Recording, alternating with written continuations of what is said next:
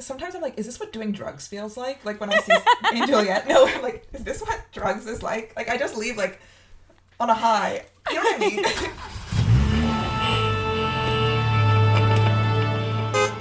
Hi everyone, welcome back to Off to Broadway, the podcast where we deep dive into anything and everything musical theater. I'm Tara. I'm Stefania. And in today's episode, we've reached the end of 2025. So it's time for our year in review. Wow, 2025. Went by in a flash. Went by in a flash.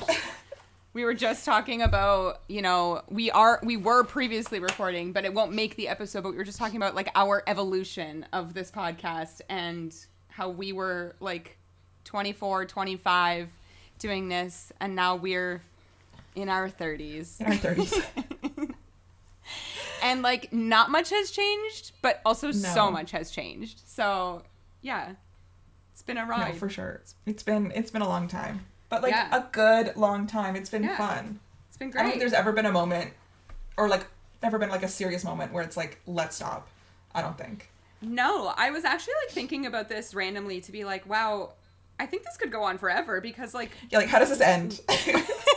Well, like what's the reason to stop? Maybe if we ever, you know, one day get married and have kids, I'll be like, I don't have time for this anymore. But like that's really far away. One of us reproducing, which is not looking likely in the imminent future. So I think we're good for a bit. So you'll be hearing from us for the next little while. But yeah, no, it's like, I don't know. How does this end? Never. Yeah. We're having too much fun. Because like also in this time, like, wow, now that we're actually like looking back, like I've been in 3 jobs in this time period. You've been in a couple jobs in this time period. So like things have changed. And I think there was a moment when I entered this current job that I've been in for a few years that I was like, oh, I don't know if I can do both, but here I am still doing both. We're still doing it. Still doing both. Yeah. Anyway. Just figuring out like the balance of like what's possible and like what's necessary, you know. Sometimes there definitely are ways to like grow the podcast more, but you know, balancing it with real life is the trade-off, I think. But I think it's been a pretty good trade-off so far. No, I as agree. you who does most of the editing, but you know, the like figuring out what the correct balance is and what we're able to give. As I just said to you, I barely edit the way that I used to. Now you're hearing real, raw authenticity. Unfiltered. Sometimes I'm like, wow, did we just say that? And and now you all can listen to it. So this is our, you know, yearly year in review episode, but I think before we actually get into our like ranking lists here of things that we've seen, let's do a bit of housekeeping because the month of December has been kind of jam-packed for us when it comes to seeing things in theaters, going to the movie theater, all that. So I think this all started with seeing Narnia, right? Yeah, we saw Narnia in December. Where's mine? No, in November. Oh my god, we did see Narnia in November. Yeah. End of November.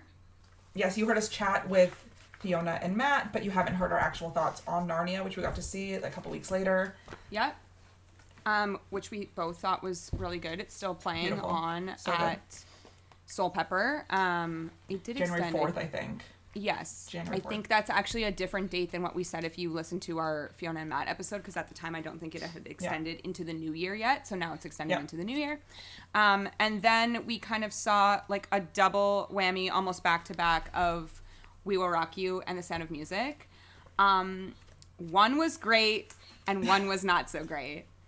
But we had a great time at both. We'll leave you to decide. No, I actually think this Sound of Music was really great. And I do want to shout out this tour cast. And also, this was your first time seeing the Sound of Music. I know, I'd never seen the Sound of Music. I've seen the movie, obviously, but I'd never seen it on stage. But yeah, like really beautifully trained voices in the Sound of Music. A really beautiful, good production, I would say, of a classic musical. We Will Rock You, we had a time. That's really all I'll say about that. Yeah. Yeah.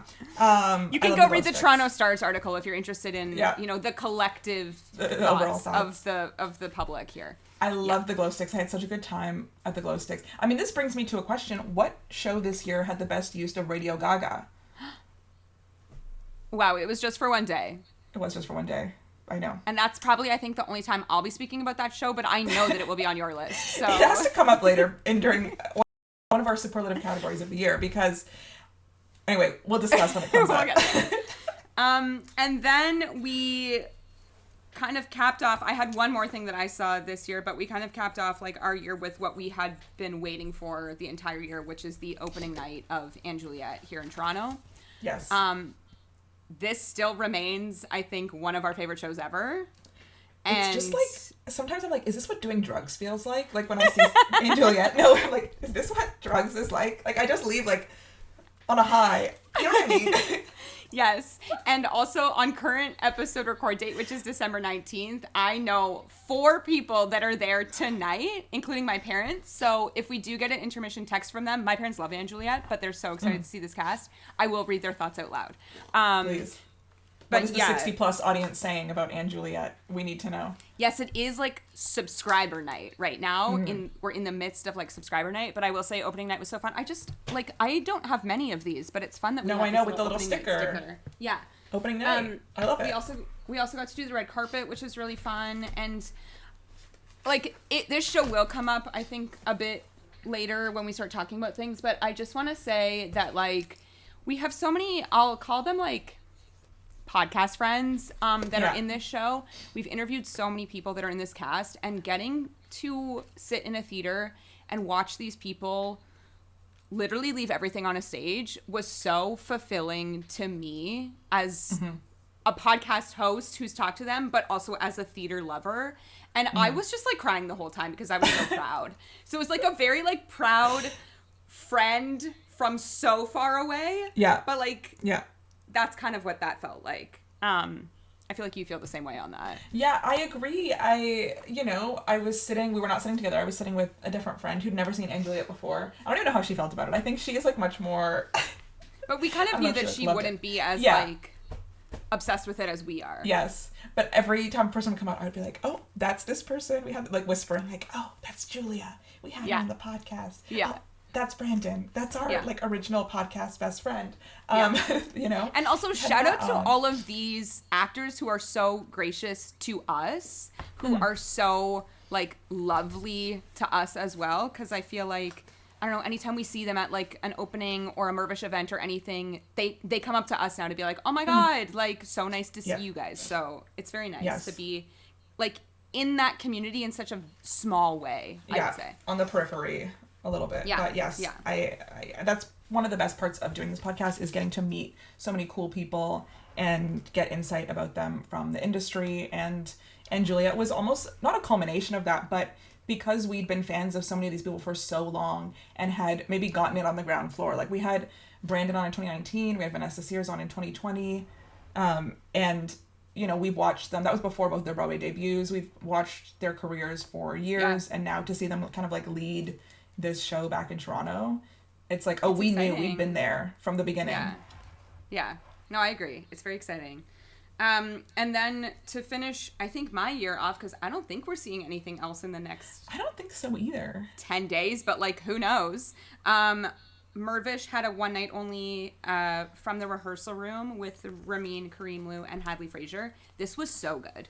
I got a day of rush ticket. I love Ramin. It's no secret. I've talked about him a million times on this podcast. He has one of my favorite male voices in this entire industry.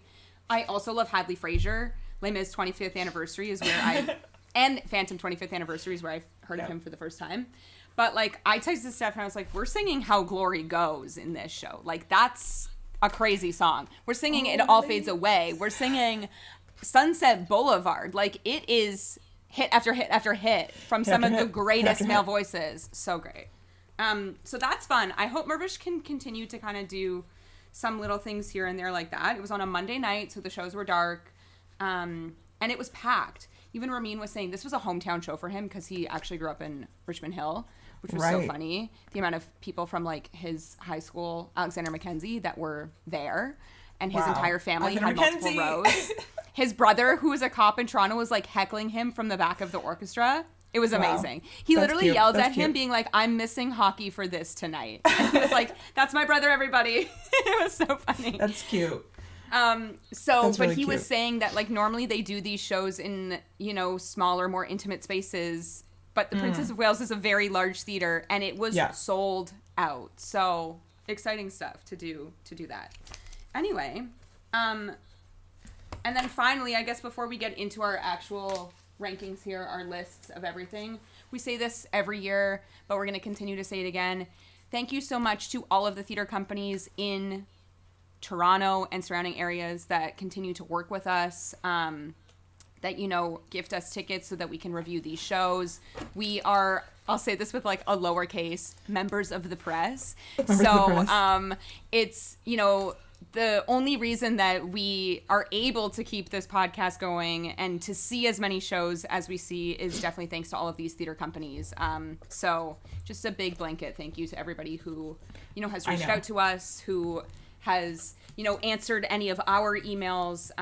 We love to discover new and exciting theater, which we will be talking about some of that today, in this city. So to be able to do that year after year, just means a lot to us. So thanks to anybody that, has like answered an email, DM'd us, answered a DM, all of the above.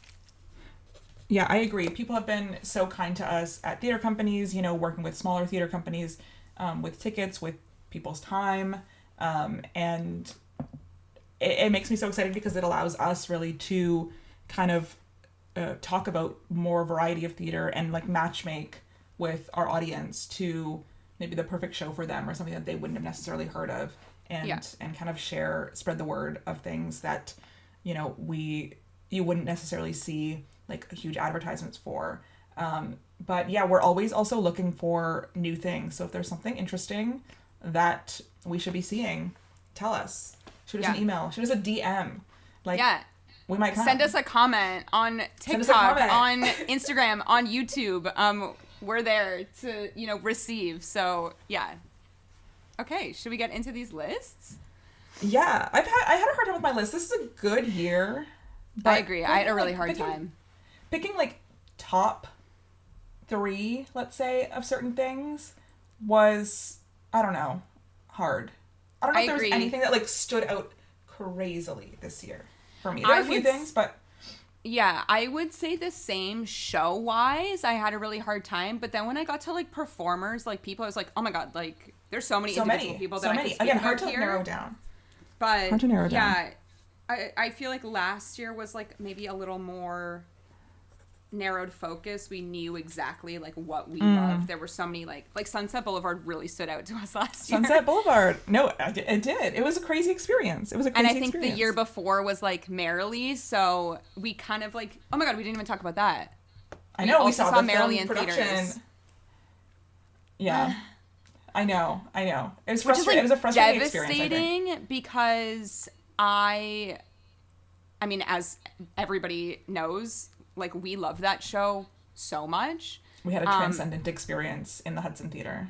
Yeah, like, it was a life-changing experience for both of us that day, and we were so excited to, you know, like, bring Shara to see this, and then to see what we saw, which is, like, for anybody that doesn't know, the filmed version of Merrily, which is basically a pro shot. It's just, like, the way that it was filmed was extremely zoomed in because they were trying to capture it as if it was a movie, but it's not. Yeah. Also, did you see what's her name's post about this? Crystal Joy Brown? I did see her post about this. And she was frustrated with how it was shot as well. Like, so much zooming in. You never really got a full stage picture. And, you know, she said so much of her performance was on the cutting room floor because they were focused on different faces at that time. And something that I love about theater is that you as the audience get to choose where to look, and the staging and the lights and the music can guide you and the performances can guide you on where to look, but you get to kind of guide your own eyes. And the film version of this really, like, took that away from you. And it obviously is a different medium, and I understand, but still, it was a frustrating filming, I think. It wasn't what I was looking for.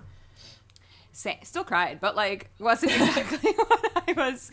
It wasn't. Yeah, it didn't replicate the experience. Although it's funny because I did, like, listen back to our Merrily episode, and I did say that I would be afraid to see this again, to relive it. I know, knowing, like, feeling the way that I felt back then, because nothing will ever, like, be able to capture that. Yeah, and so true. Yeah, we were proven right about that. Yeah. Okay, now we can get into our list. Let's go. Are we starting, like, do we always start at, like, the top with the top 3 shows? I think we should start with show because it will, like, inform the rest of our categories, maybe. But I have loose lists, I would say. I have loose lists. Okay. Like, do you have any honorable mentions here? I have one, I think. No. Again, nothing this year was horrible. Like, there were a few things I didn't like. But a lot of stuff felt really, really good. I think maybe something that I would put in, like, a fourth slot, potentially, but I will talk about it later, is something like Life After. I really enjoyed Life After. I agree. That's but my it's not, like, spot. the top. But, yeah. And, again, I think we'll touch on Life After at a later point here. Yes. Yes, we will. But, yeah, that would maybe be my fourth. Okay. Okay, pull out my number 3. Is your... Hang on. When did we see this? Also, sorry, we should say, because we always say this, what was the number of shows that you saw this year, Steph? Oh, this is a good one. Yes, because I haven't shown my stack. This is my stack for podcast viewers only. There's your stack. This is every playbill I have from the whole year, and this is 42 shows. Yes. So some are repeats, obviously, but yeah, 42 shows. I went to New York one more time than Steph, so my stack is, well, they're not all here because there were certain shows that didn't have a playbill/program, but 48 is my total for the year, 48. which Wow. last year, I haven't. I definitely saw more than last year. I think I saw maybe more like last year, too. by 4. I think I was in the 30s last year. Oh, really? Yeah. Last year I saw 41 shows, so I beat it by 7. I think I was at like this year. 34. I think you also went to New York one more time than me last year. I did. And I think that's over now because, you know, I no longer have a free stay. So Okay, I'll start with my number 3. This was a hard one to pick because, and I also am going to have a tie for number 1 because I couldn't pick, so I'm lying. Wow. Not a tie for number 1, like I'm just going to have 2 shows in my number 1 slot because I didn't want to pick and I feel like they were there. Okay, number 3, I'm going to go with a musical that I think needs some work. Yes, please give us the Ryan Seacrest reveal. I forgot about this. A musical that needs some work, I think, but I really, really enjoyed and had a really, really good experience at, so much that I was like, where's the cast album? Where's the recording? I was on YouTube trying to find, like, clips of the music, and that's going to be After the Rain, a new Canadian musical. Wow! I just had a really good experience at this. I really enjoyed this. Cried. Steph lived we paid for this, at too. this We show. paid to see We this. did pay for this. I live for it. The act, to me, my favorite part was at the end of Act 1 when they had the concert. I love that. I love that so much. It gave, like, stereophonic a little bit, but also, I don't know, because there's some of it of, like, they're recording the album. But yeah, I really enjoyed this. I thought all the performances in this were really great. The ending, the, like, shock twist ending was really moving to me. And, like, because of that ending, it felt like such a unique experience that you can only get in that room. Like, it didn't feel like something that can be replicated so many times, even though they replicated it the whole run, but it didn't feel like something that, I don't know, it just felt very special to, like, be in the room during that ending moment. So, number 3, After the Rain. Wow, you went so local. I did go local. I did go local for that. I did not. Okay, you didn't go local? My top 3, I feel like if you've listened to, you know, the full catalog from this year, should be no surprise kind of where these all sit. My number 3, which again could be interchangeable with 2 and 1, but I'm sticking to it for now. This was a show that we both loved. This was a show that I think you're gonna crash on my other. I 100% am. This is a show that we kind of walked in, like, semi-blind to, but then when we got there, we were like, this is maybe the weirdest experience ever, and I love it so much. Dead Outlaw. Dead Outlaw. Yeah, so maybe we'll jump to, like, my number 1 here, but, like, what I wanted to say for my number 1 was, like, Dead Outlaw, maybe Happy Ending. Okay, like, so maybe Happy Ending is my number 2. Number 2. So I do have a different number 1, but while we're here, let's talk about both. I have, yeah. And maybe my other one I wonder if they'll be the same. But you already gave your number 3. No, but I think, like, my number 2 and, like, maybe your number 1 might be the same.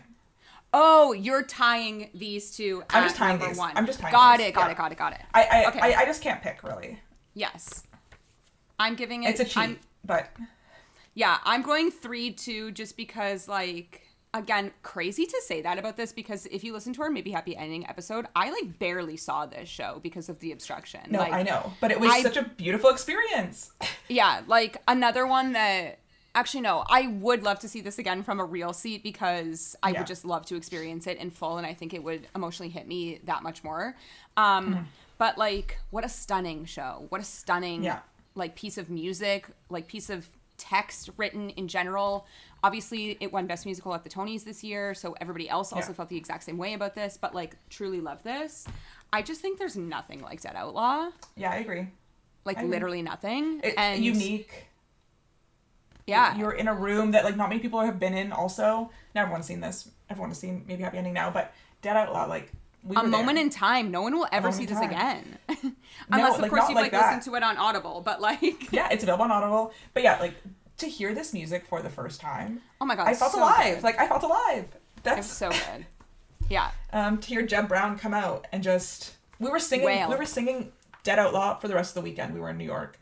Just, like, we were quoting the show. And we had not heard that music before. And there was no album out. So we were just going from memory. When you see a show one time and then you go from memory singing the music... Hit.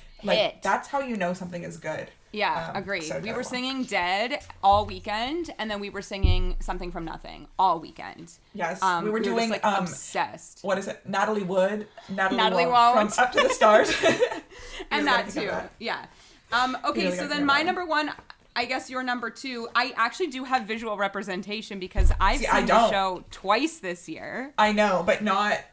I want to shout out the original production from I know. February. I do too, and the original production is the one that is my number one, but for visual representation, I'm using the Off-Broadway. Our number 1 and 2 is the 25th Annual Putnam County Spelling Bee. Yes, but to be clear, but specifically the Shifting Ground production in Toronto. Yes.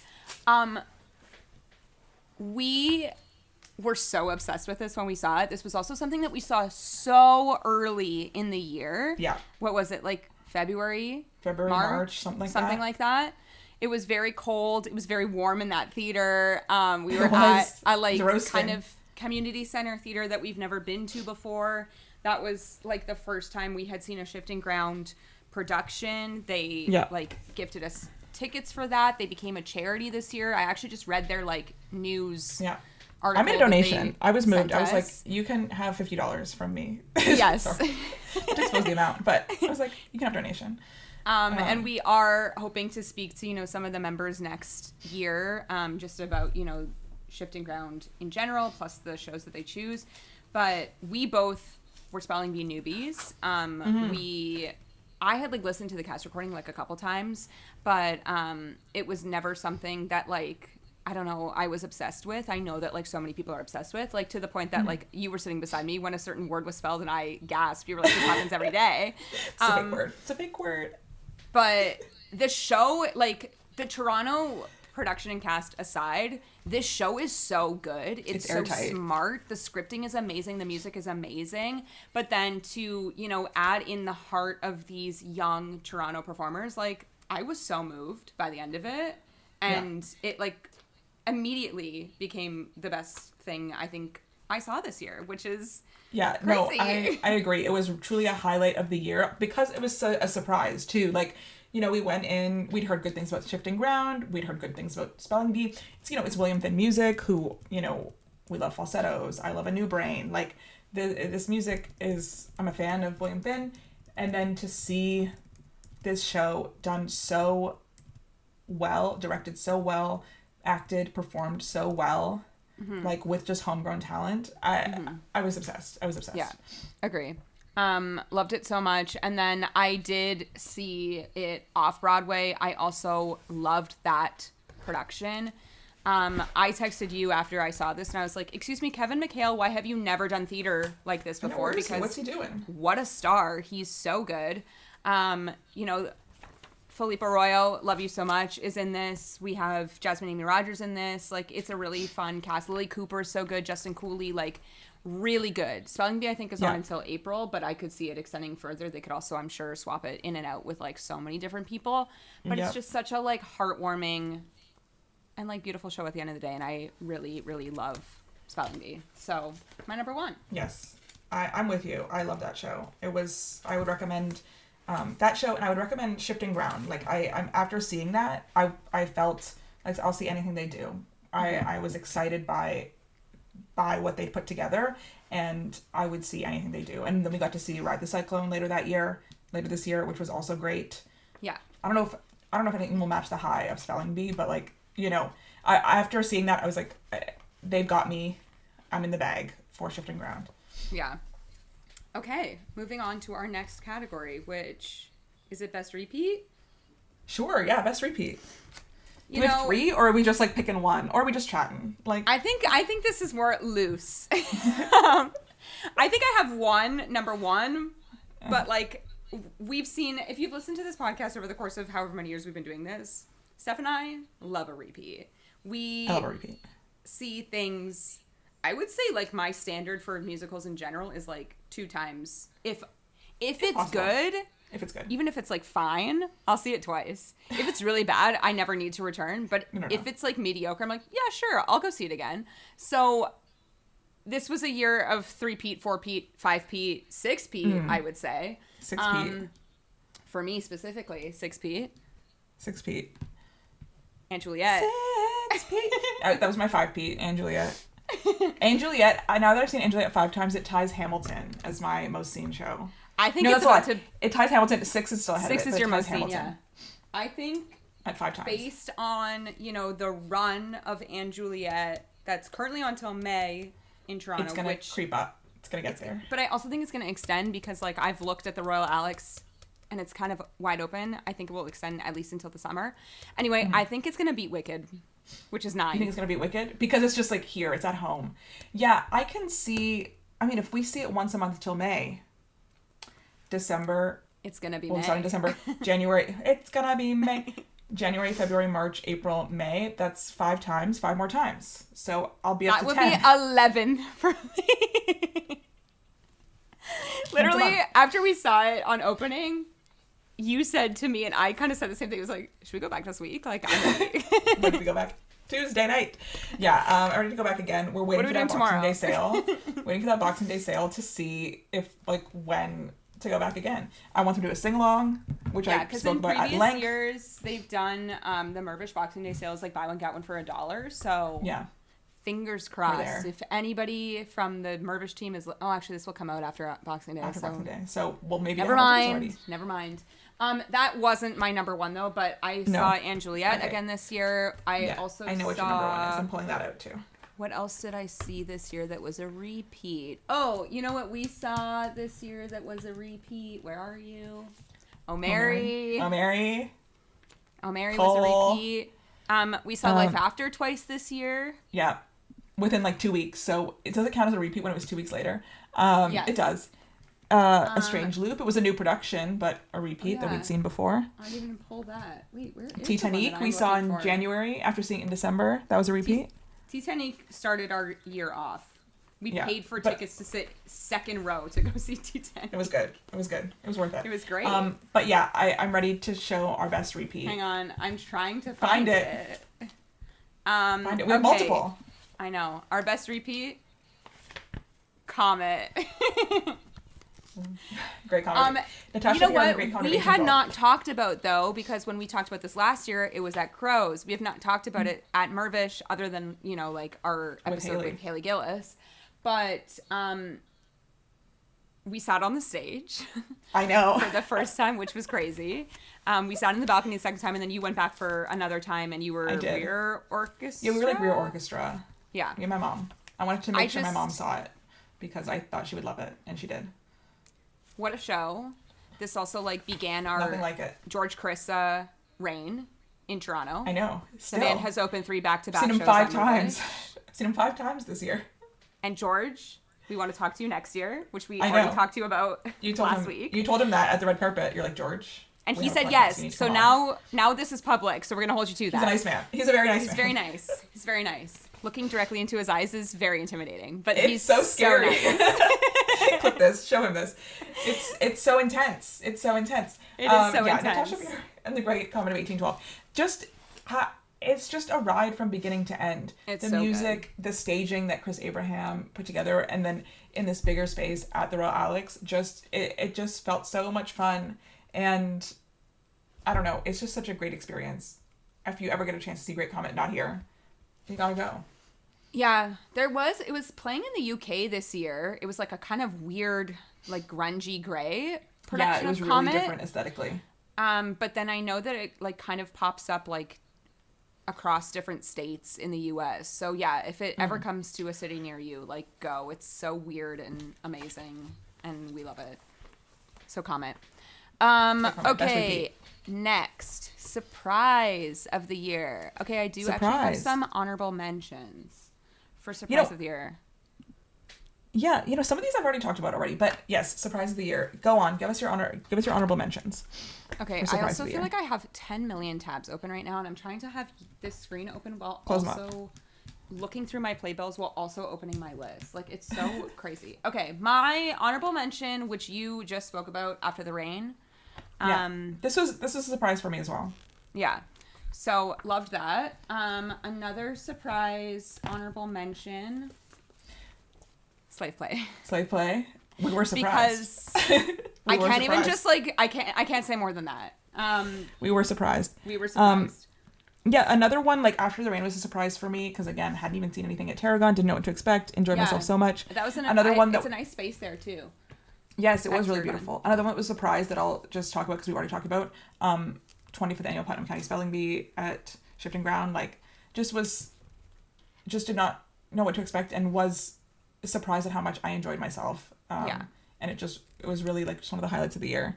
Agreed. I'll give my number one of surprise. Oh, I have 3. You have 3? Oh, those are just my ones. I don't know. Okay, then I'll just continue. Keep going, Tara. I love it. Another honorable mention for me, Boop. More honorable mentions. I love Boop. Boop. We never got to talk about Boop because it closed. Yeah. But it's going on tour, so we will be speaking on her Maybe eventually. we will talk about Boop. Okay, I don't know that Boop has David Mirvish written all over it, but maybe it does. It kind of does. It has David Foster written all over it. Okay, my 3, which I feel like you'll agree on these. Yeah. Except for my number 1, which you didn't see, but that's fine. That's okay. My number 3, Dirty Rotten Scoundrels at Stratford. Yes. Okay, this is my number 1, I think, because I was shook. Yeah, we were surprised at, like, we really thought we were walking into spam a lot, and we weren't walking into spam a lot. This is great. This is really funny, a really good cast. What's his name? Liam Tobin, is that his name? Liam Tobin. So fun. An icon. The man that played the other character, also really great. That gave nothing, sorry. But you know what? Sir David Yazbek, he's not a sir. David Yazbek serving us multiple times this year.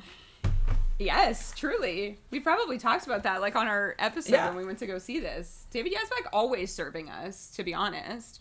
But no, this is, like, a really, like, it's a good musical comedy. Yes. And it's funny, which it is funny. They aren't all funny. Yeah. In my opinion. And I think that, like, David Yazbek, but, like, the male duets, really good. Mm-hmm. The song, like, Dirty Rotten, really good. Yes. So, that's fun. It was a blast. Da, da, da. Wow, I can't believe you don't have, like, other surprises here, like, just for one day.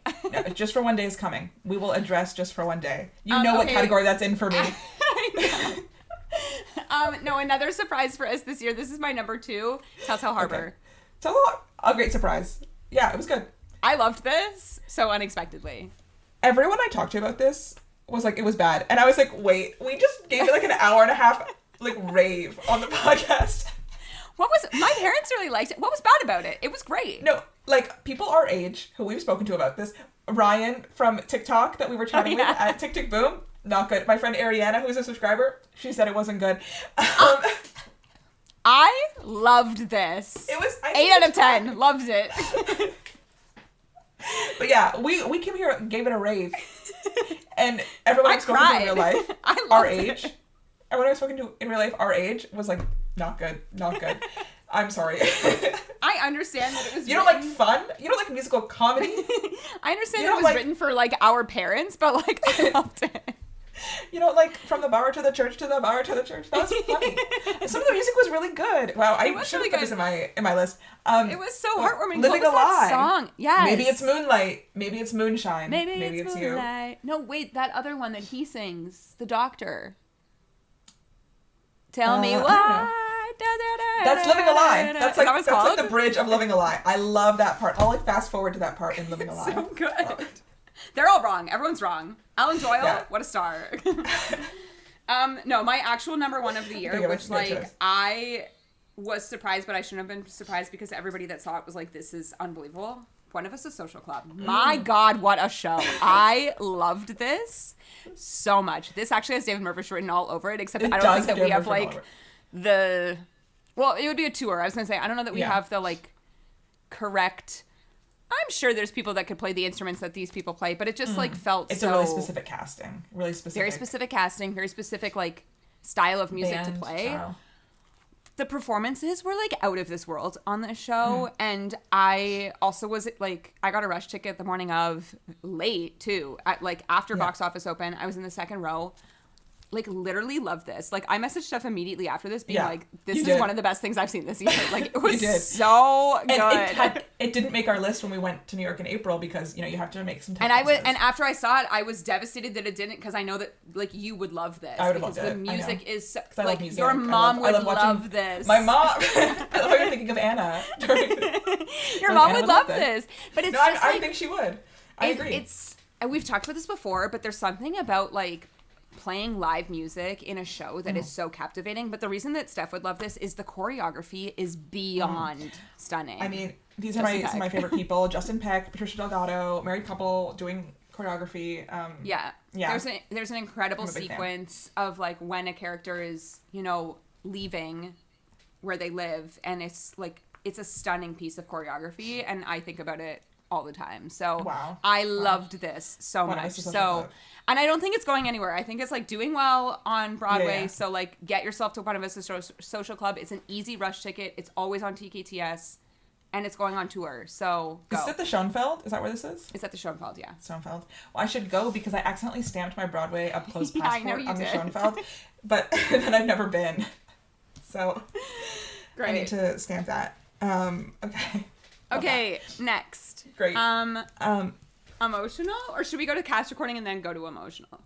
Yeah, I just have maybe like a couple cast recordings that I really loved listening to this year. Yeah, for me, Dead Outlaw. I didn't really do a lot of maybe Happy Ending. I did a lot of Dead Outlaw though. So as soon as we saw these two shows, which was in April, these are the only cast recordings I've listened to this year. Plus my favorite, 42 Balloons, which like no one really listens to except for me, but it did make I listen to the prologue sometimes after you showed it to me. The prologue is an incredible piece of music, but yeah, what about like this one?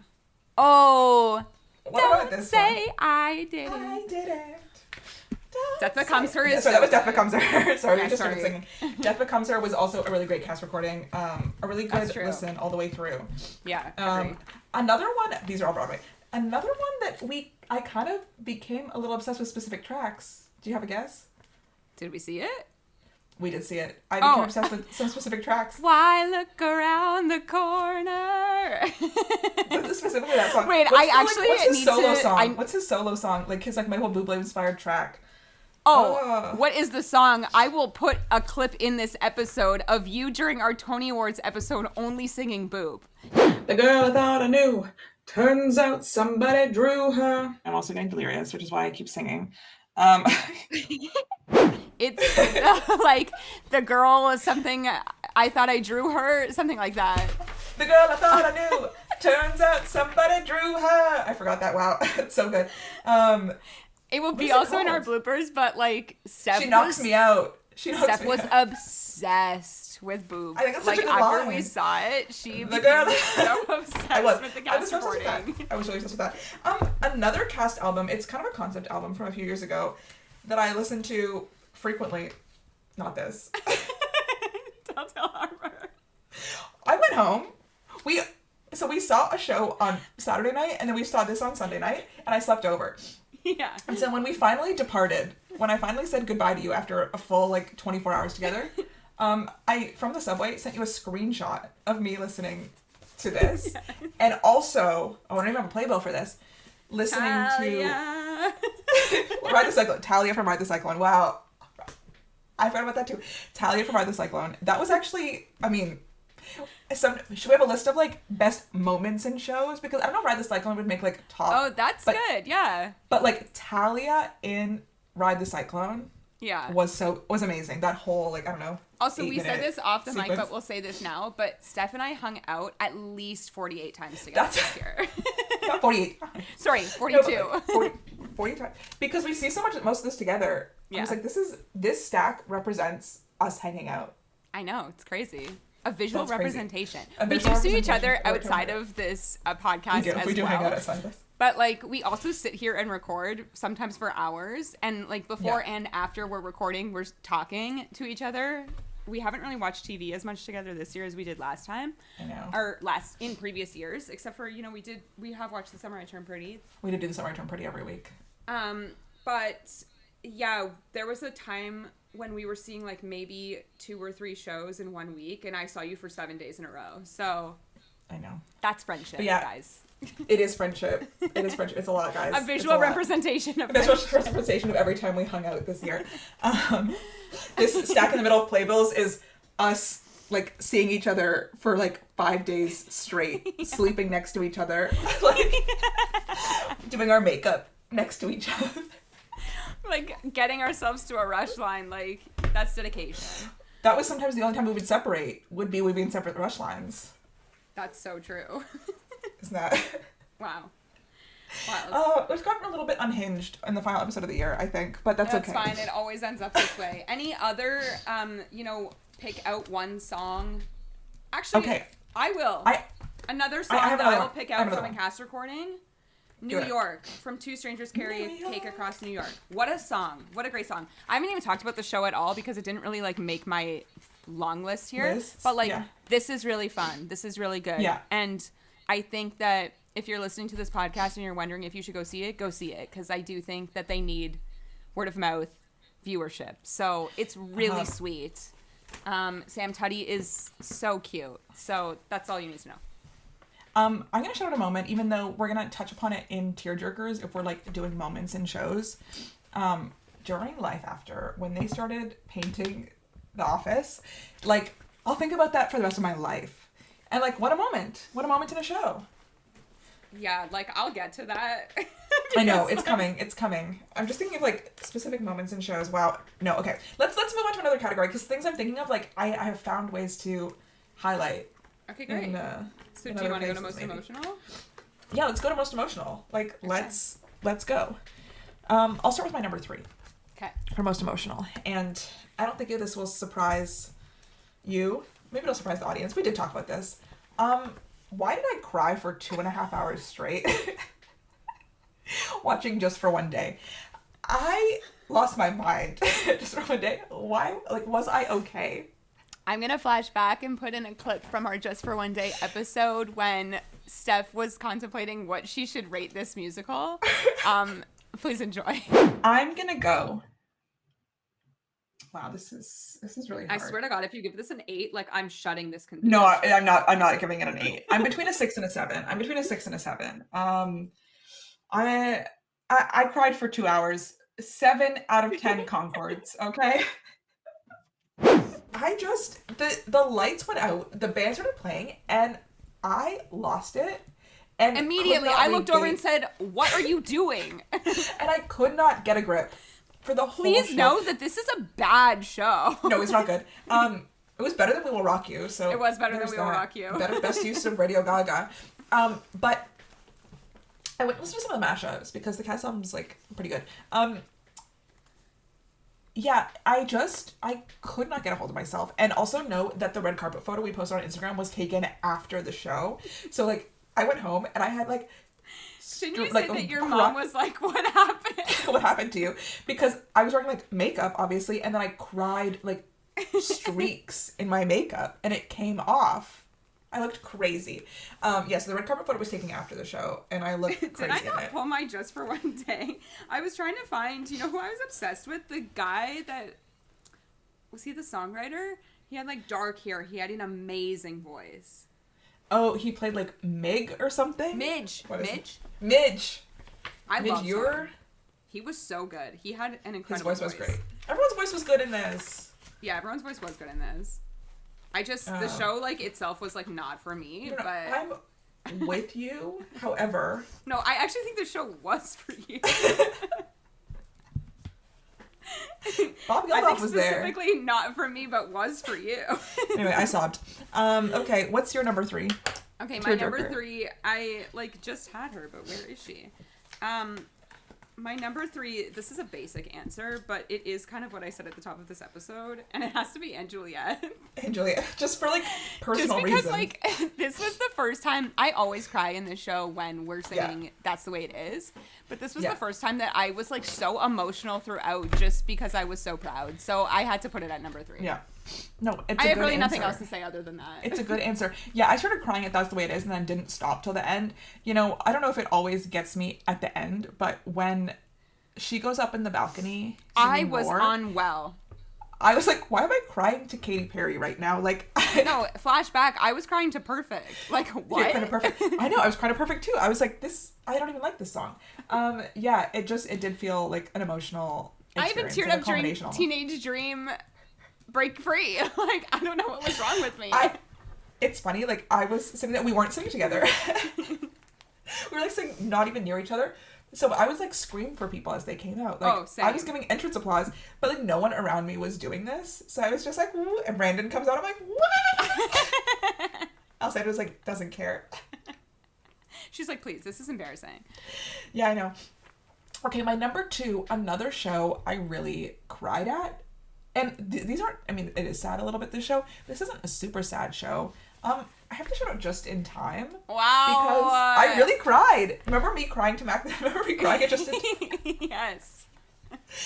Yeah, I've just had a really good time. They were singing Mac the Knife at the end of Act 2, end of Act 1, sobbing. They were, like, at the end when he sings The Curtain Falls, sobbing. Yeah, Just in Time. Really good. Really got me. My number 2, again, a show I was so obstructed but so moved. Maybe Happy Ending. Maybe Happy yeah. Oh my god, that was a tearjerker. If you listen to our Maybe Happy Ending episode, we were crying recording that episode over certain things. I was crying over a pinky promise, like, that happened in that episode. I could cry thinking about it right now. Like, I just think this, like, really, I'm gonna say, like, human story about these robots, like, really touched me. I was so moved by this. So yeah, could barely see what was happening, but so moved. No, I agree. That was a really, really moving just story about, like, what it means to live, what it means to die, like, what it means to be here every day. Yeah, so I agree. And then number 1, probably, because Life After. For the moment that Steph just spoke on, so sad. But it's so funny because I feel like we knew before we saw it that this was sad. And as the show was going on, I was like, oh, I'm good. And then I wasn't. And then I wasn't until the end. Like, I swear I cried straight for 45 minutes. I'm thinking... The ending.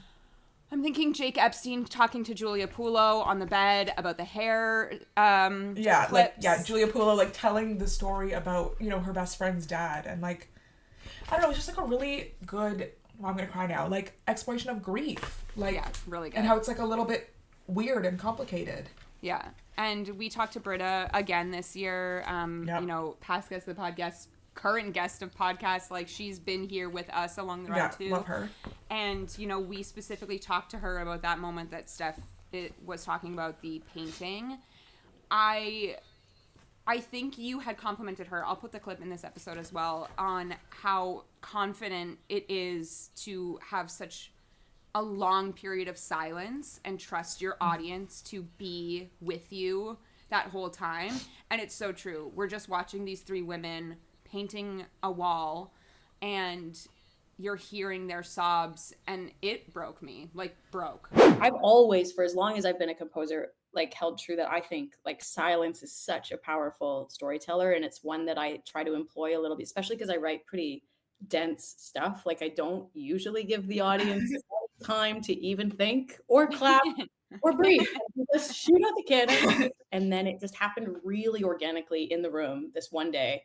And then all of us were crying so hard. We were like, there it is. Like in that room, it was, I've never seen more tears in a rehearsal room, but the moment that was unlocked. The silence is one thing, but it's when you hear the like sobs happen from the stage. That's what really got us. And I had to dig through my purse to find it next. It broke all of us. The first time we saw it, like we were not well.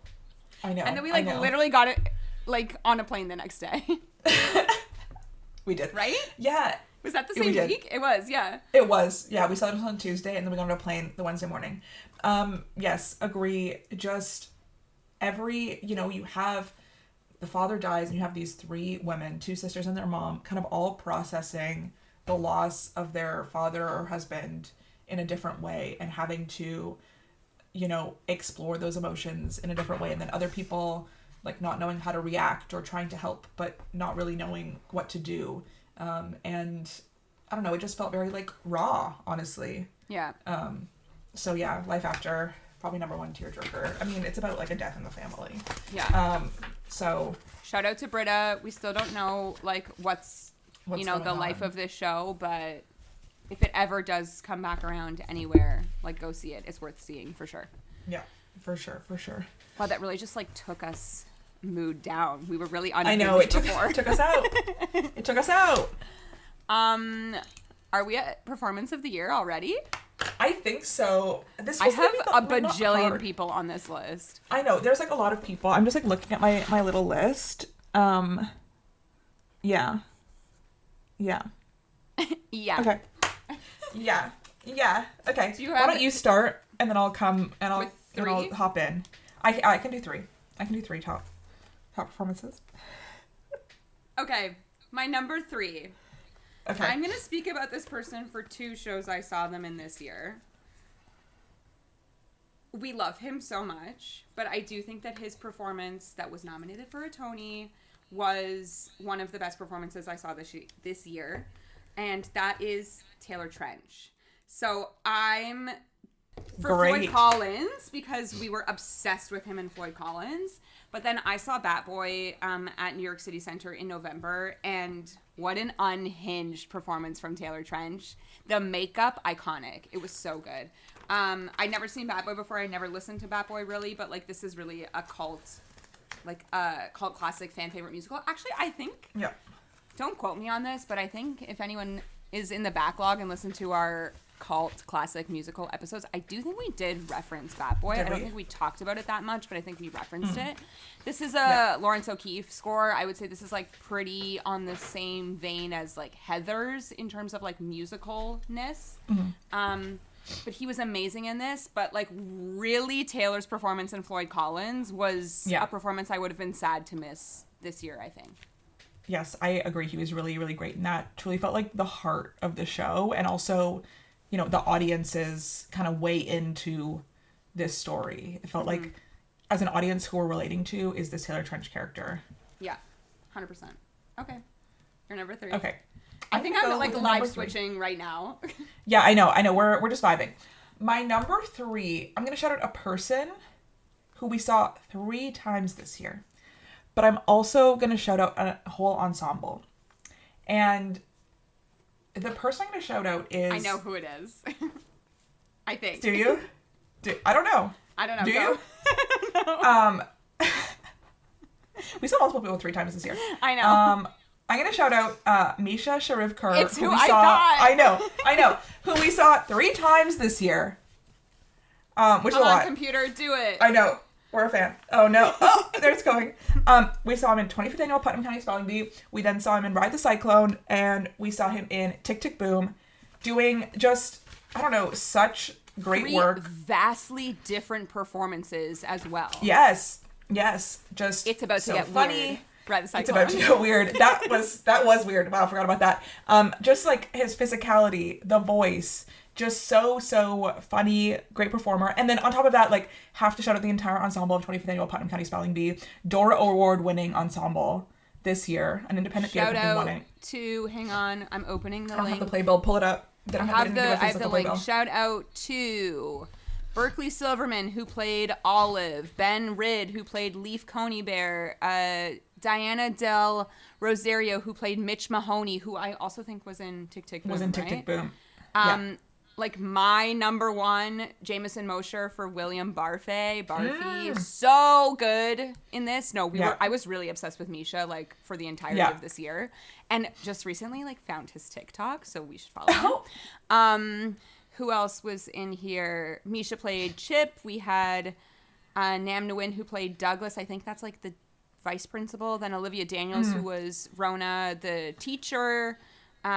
Zoe Verola, who was Marcy, and yeah, that's it. That cast like really, I think I said this when we saw it, but I think what's so unique about Spelling Bee is that like the story, as I said, like really great, but if you don't believe the characters, then this show is nothing. And this entire cast was so incredibly believable that I walked away so invested in all of them. So I think that really is like a true testament to like, you know, shifting ground casting these people in general, but like serious shout out to Misha because for all 3 performances he gave this year, like I'm a fan for life. Yes, it's fun when you can see someone do different things in the same, like kind of such close succession, because I feel like you get to know like them as an actor, like their work, and it was really fun to just see him one after the other. Someone else we saw three times this year, who's not on my list, but who was also great, George Krissa. I was about to say. Like 1, 2, 3, bang, bang, bang. Who's going viral on our TikTok, I must say. I know. It's just like that audio. So everybody also loves George Krissa. No, and people are commenting. People are like about Krissa, him. I know. I was like, me too. Exciting. Me too, girl. Okay. Who's your number 2? Okay, I like went Broadway. So sorry to all the Canadians that we saw, but I did go Broadway. But I also did have Spelling Bee, and I just switched them out because you gave a moment. We talked enough. We spoke enough. Okay, my number 2 is a split between 2 people from the same show, and it has to be Megan Hilty and Jennifer Samard. That's because I don't even know what they're doing, but they're doing the most. It is like it is the most over the top, unbelievable performance. And we talked about this on our Death Becomes Her episode, but like not only are they acting to the back of the theater, they are also singing at like the top of their register the entire show, like from top to bottom. Actually, since we did that episode, because I think we did like predictions because we recorded that like way early and then it came out later, but Betsy Wolfe is stepping in to Death Becomes Her, which I think is like good casting. I think really fun, that we really maybe fun. like predicted that she could do this. She's also like so silly, so and an amazing singer, so it will be very fun to see her do that. I think she steps in end of January or middle January. But yeah, like the 2 women at Death Becomes Her, like that show is doing so well. It's a lot. And it's such a beast of a show to take on, and they really like carry it on their shoulders. Like Jen Samard, the funniest woman alive, and Megan Hilty, like love her so much. So what a great adaptation of a movie. So good. What a great musical comedy. It's a great cast in general. Like great Chris cast, Sieber, Michelle Williams, everyone's doing the most, but like they're all still there, which know. is it's been over a year, so good for them. That's great. Really good. Even that, like Chris Sieber took like 2 weeks off to do Bat Boy, and then like went back straight back. So amazing. Yeah, Megan took a bit of time off after the Tonys, but came back. So yeah, they're working hard. Okay, my next performance is something we kind of just addressed, but like I was really not only moved by it, but I think she's just maybe one of the funniest people we've ever seen. And I have to talk about Julia Pulo in Life After, just like cracking me up. Oh my god, you're number 1. No, this is number 2. I haven't done my number 1 yet. Okay, right. This is my number 2. Please. Please. Just when she came out to do that tap solo, I know that's like writing, but just she pulls it off.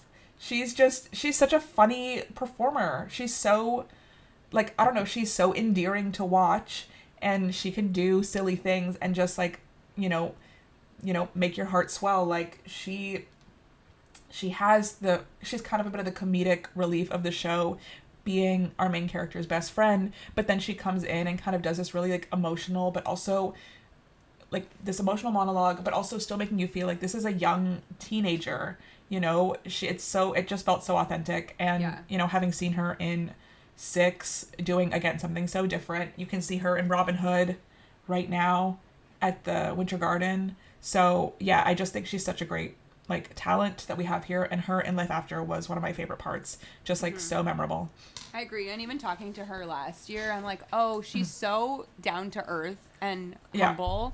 And then, like, goes out and gives, you know, a performance like this. Or at the time, like, goes out and gives the best Anne Boleyn. Like, she's so... Yeah. She's someone to watch, I think. Is like what I'll say. I know that like she's done big things in Toronto, but she's like busy. She's working. She's someone that we should like keep our eyes on because who knows where she'll end up. She's very talented and it's exciting to watch her. Okay, my number 1, again, I'm sticking with Broadway here, and I really don't think there's been a better performance this year than from Jonathan Groff. Okay, me too. Wow. Okay, like before we get into him, my 2 honorable mentions were Jasmine Amy Rogers for Boop and also Zombie. And then Andrew Durand, because Andrew Durand. He's so good in Dead Outlaw. He was also in Batboy. He was so funny in that. He's currently playing the dentist in Little Shop of Horrors, like another man that is like booked and busy. But so funny. I feel like rinse and repeat from 2 years ago, our year in review, but like who is giving a better performance than Jonathan Groff? The man truly is incredible. He is so... We've been so lucky to see him in 3 shows. And again, like 3 different shows, very different characters. I thought that like Merrily was his like born to play role, but I actually think it's Bobby Darin, which is so crazy to say that. This was because he was being himself also, but he just threw everything into this. He's just like... electric. Such a star. He has such star power, such star presence. And it's really exciting and captivating to watch him on a stage. He also, like, until very recently, had not taken a day off. He is someone that is, like, so good about his attendance and really wants to, like, be in the theater. Like, people are obviously paying the big bucks to go see him. He is leaving just in time next spring, which will be a year. We'll see what happens. I think I said on our Just in Time episode that this show is nothing without him, so I'll be curious to see if they do replace, because there is only one Jonathan Groff in my eyes. Especially because it comes out and he does a monologue where he speaks to how he relates to Bobby Darin and how he lives to perform like Bobby Darin, and that's kind of like the entry point for him. And I'm sure there are other people who also feel similarly, but, you know... Yeah, it just felt like such a perfect match, even though I don't know if it would necessarily seem that way on paper, but when he comes out and tells you about why he relates so much to Bobby Darin, you're like, of course. That was like, another... You are bringing him in. Another moment when we, like, teared up was when he said, like, you know, Bobby Darin loved this, and I love this. I love this, like, audience reaction. I love all of it. And then, being you know, here like... with you tonight. You can watch the curtain calls. There's many online. He just, like... I lived. And when Tom Hanks walked behind us? Yes, of course I remember when Tom Hanks walked behind us. And then Jonathan Groff said that was his favorite celebrity guest. I was like... That's because we were there. We were there. No, I just, again, like, I flashback many times I've said this, but, like, no. That did not make our list. We haven't even spoken about that. No one is doing worst what Jonathan Groff is Should we do our worst doing. of the year? Okay, keep going. Go. Continue on Jonathan Groff. No one else is doing what Jonathan Groff is doing on a stage, and no one ever will. So, love you forever, Groff. Love you forever. Wait, I want to do one more honorable mention. Like, this is kind of, like, so random, but, like, I can't not talk about it for some reason. No, this is not the right program. Sorry, I'm not talking about that show either. Where are you? In Narnia, there was one performance that had the audience, like, cackling. Oh my God, yes, please shout out James Daly. James Daly. The audience could not get a grip. What an icon.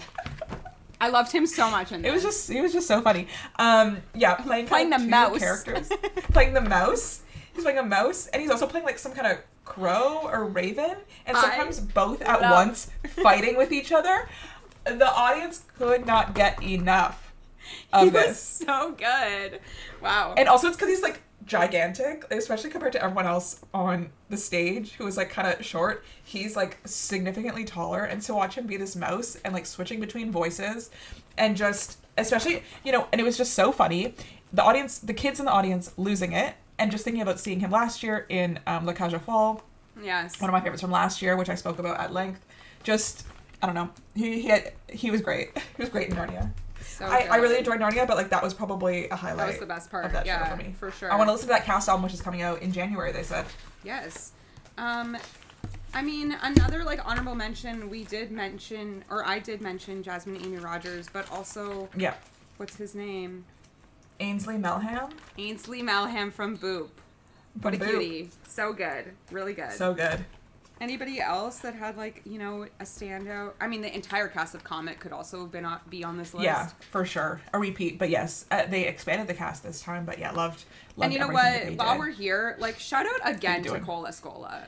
Yeah, shout out again to Cola Scola doing Mary's Cabaret. Her name was shout out Lola. to Conrad. Shout out to Conrad Ricamora. Shout out to James Scully. Well, James who Scully we did actually see this time. Yeah, I know. Who I maybe prefer the understudy. Sorry, James. I know, we did say that we prefer the understudy. Shout out to Mary's friend, because she's actually an icon. She's so funny. What is her name? I love her. Bianca Lee. Love you. Actually, also Tony. Yes. Mary's husband's assistant or whatever. Okay, let's go to podcast moment of the year before we get into our most looking forward to. This is so hard. Okay, I have like 3 things to say here, I think. Please give them to us. I don't know if I necessarily have like 3 things to say, but they're like basics. Well, not really. Yeah. Anyway, my 3 things to say here are that I love when which we've said kind of all throughout this episode, I love when we get the chance to like sit down and talk to people that we're fans of. So talking 100%. To like Fiona and Matt from Bad Hats, I think was a highlight for me this year. We've been fans from afar of Bad Hats since we saw Alice for that first time, and then have just kind of like made it a mission to get them on the podcast, and that finally happened this year, and they were so lovely. When I edited that episode, and even when we were just listening to them live, I was like, wow, they speak so well. They are so articulate and so like I don't know, the things that they were saying about the cast and each other and the way that they work, it was just like really beautiful to listen to. It was one of my favorite episodes of the year that we put out. I just loved what they had to say, and it was really like meaningful to get to listen to them speak about how much they love the work that they're doing. So I loved that this year. My other 2. I'll just jump in.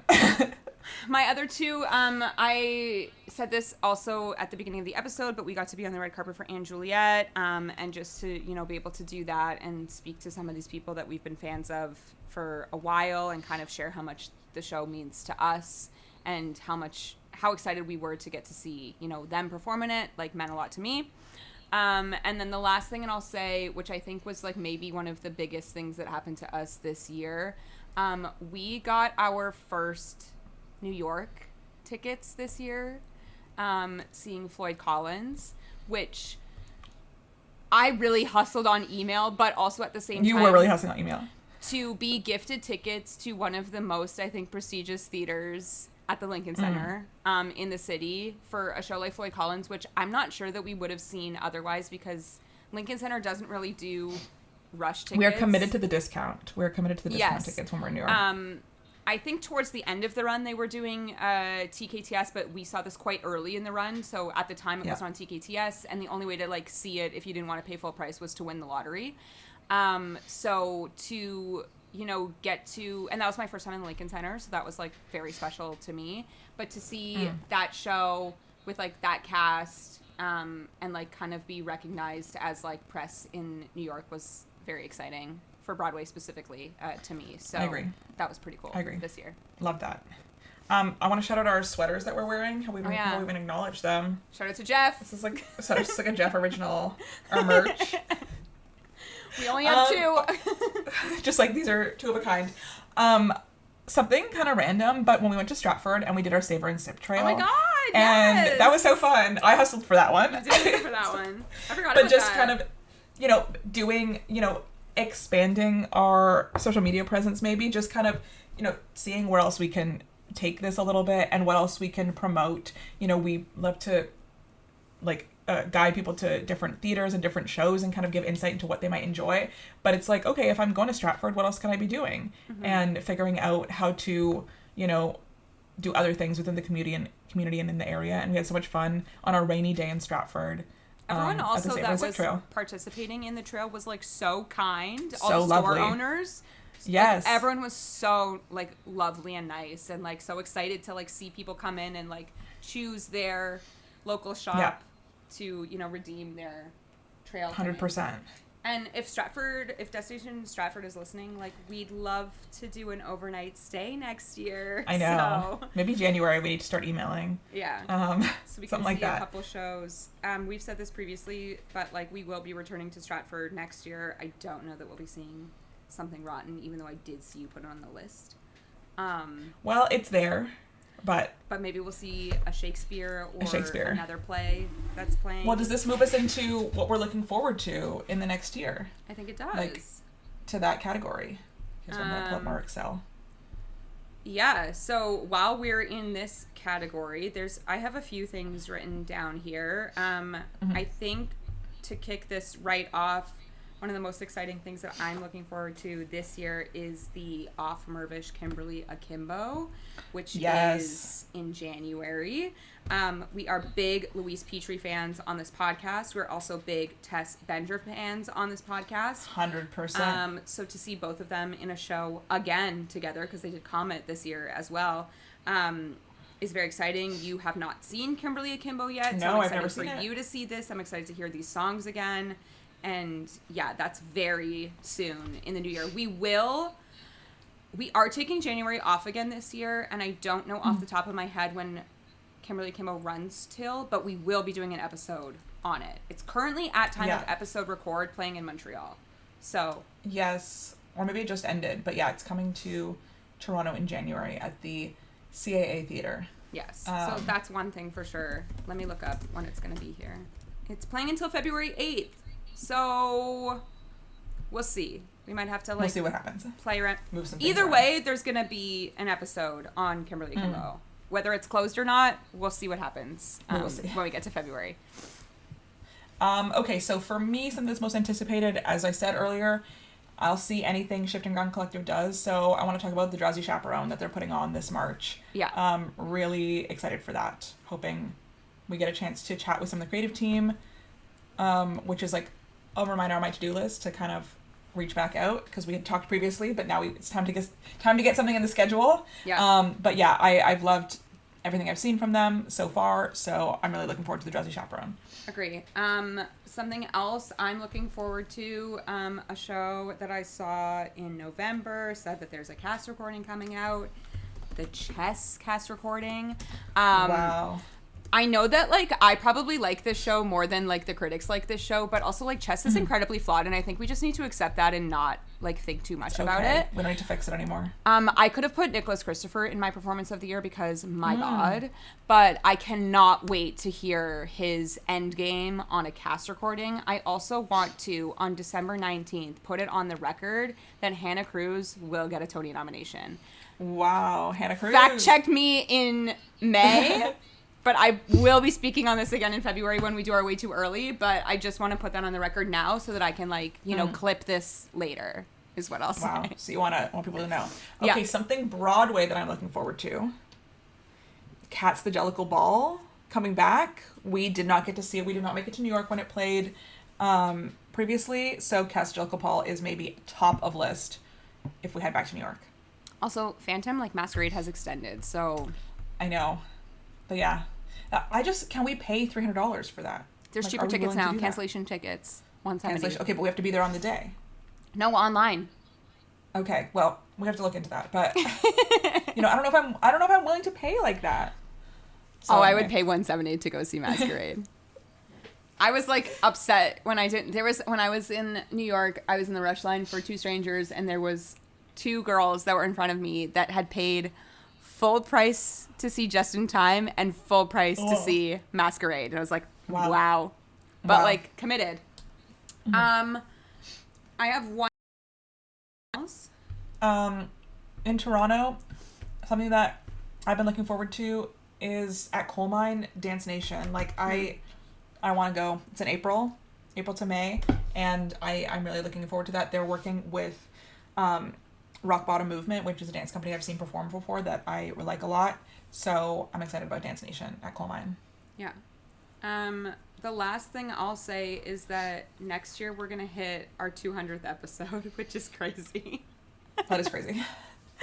So I just wanted tired. to like say that out loud because that's so much of us It is so many. speaking, you know? I think last year Yeah. I like calculated how many hours each To episode get to our 150 was. episodes. Yeah. No, just like in the year of recording, like how many hours that was of us speaking. I didn't do that this Oh my year. God. But I'm pretty sure I did that last year, and that doesn't include the raw footage. As I said, we're like often here for much longer than you hear on the actual episode. Yeah. And that's not because we're like cutting out things that aren't right. It's because we both hit record way too early, and it's like Yes. you'll see it in a blooper, but I'm often like, start the episode at 8 minutes and 25 seconds. Like that's what's happening and that was like conservative. Sometimes it's much longer. But yeah. What year are we going into of this podcast? 7? Well, we're about to wrap up our 7th year, basically. Oh my God. 2019, 20, 21, 22, 23, 24, 25. So we're about to hit our 7th birthday. Crazy. So I guess this is, the time that we'll say what we say every year in review episode. Thank you to everybody for listening. Please. If you've been here, since day one, if you just started listening yesterday, if you're like a Reddit user who's currently in our backlog, like thank you so much to everybody that listens, that leaves a comment, that sends us a DM. I love when people send us a DM. I've never felt more popular than when I was in New York and 5 people DM'd the podcast asking about the Queen of Versailles. Like that was really a moment for me. And then also like on my personal Instagram, other people were asking. That was a show that RIP Wow. closed. People They're need to closed. know. As of this episode coming out, closed. As of this episode closing on Sunday.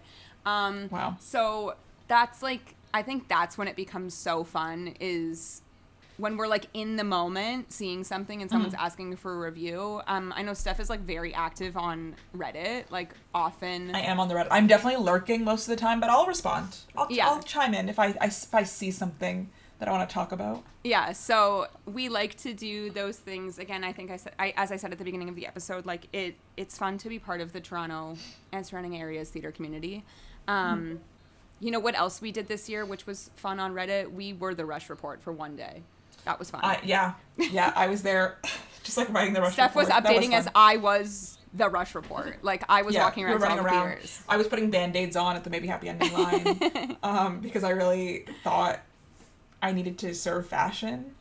Yes. I don't. After we came back from New York, I bought New Balance. Like that is what happened to me.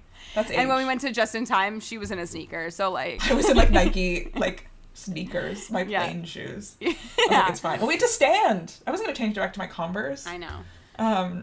We had to stand for 2.5 hours. Yeah. So yeah. No, I want to lift this back up because again, each of these playbills represents us hanging out, and that is maybe my favorite part. I have many favorite parts. One of my favorite parts about doing this podcast is that we just see each other and hang out all the time. And are we sick of each other? No. Yeah. Okay, 99% of the time. No. No.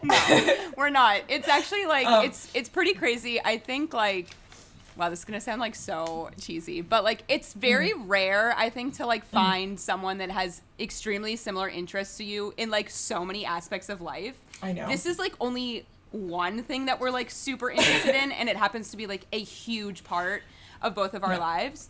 But like I can't talk to anybody about musicals the way that I talk to you about musicals, which is why this podcast existed in the first Which is place. why we're here. Which is why we're here.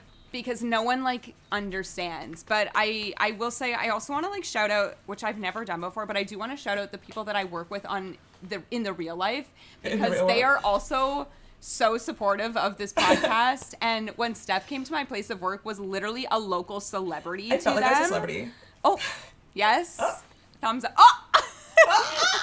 I've never seen this one before. So I just want to give those people a shout out. If you're listening right now, thank you so much. I love you all.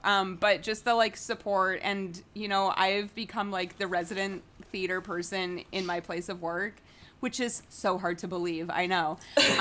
But like it means a lot to me when people see a show off of our recommendation and then come to like tell me about it firsthand. Yeah. So Whether I it's love people we know all in of real my life colleagues at or work. Yeah. just people online. Yeah, like we have to shout out, you know, every year our little like, you know, credits. We have to shout out Shara, who is kind of the third unseen member of our podcast, who, if you see an Instagram caption, she's written it. Usually anything, like, if a video's been captioned, she's written it. She's really, like, our social media manager, posting, like, you know, keeping us on schedule with, like, posting on our social media. She's always the first person to listen to every single episode. So, you know... She really catches my mistakes. She's Which, not, like, I will say, I'm getting really good at not doing. You're pretty good. But still, that's a it's a like, crucial part. A job that someone needs to do it. So we thank her for that. Somebody needs to do it. And obviously, Tara, she's our editor. She's our Photoshop master. Like, putting these episodes together. She's posting to YouTube. It's not me.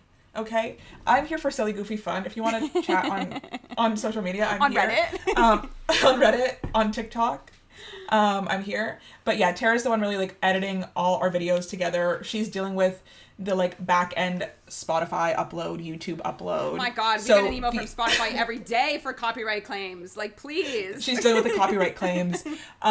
So really, like, you have her to thank for even being able to listen to these episodes, because I would not be able to, not that I would, I'm sure I could figure it out, but I'm not the one sitting here uploading every week. So you need her to be able to listen to the episode. So really, like, the amount of work that Tara puts in, Shar puts in, me too. Yes, you too. I put in. You know, it, like, I hope it feels easy, but it does not go unnoticed by, like, our, I don't know, by each other, hopefully. But yeah, that's that for this year. I know. And with that, we are taking January off once again. It's funny. I don't know why we decided to do this. I think just because like the end of the year is so crazy. So we kind of decided January, even though there's like a lot that's happening in the city at the time, but it just like kind of makes the most sense. Yeah. Just so that I can have a bit of a real break over this holiday season. But yeah, we are taking January off. We will be recording in this time. And yeah, we're excited for more interviews next year. There's lots of good stuff that's playing, you know, in our city. We'll see if we get back out to New York next year. But if there's an episode that you want to see, or listen to, please let us know. We'll probably get back to doing a couple of our ranking episodes again this year. We will definitely be doing our Way Back When episode on the 2006 Tonys next year. Who was that? We looked it up last year, didn't we? It's like the Color Purple, Jersey Boys, something, Wedding Singer. Oh. I can't remember the last one. Unless it was right now. Color Purple, Drowsy Chaperone. Oh, my God. There we go. Yeah, there's always one Wedding that like Singer, overlaps. Yeah, that is like it's like an anniversary thing. Recently seen. Yeah.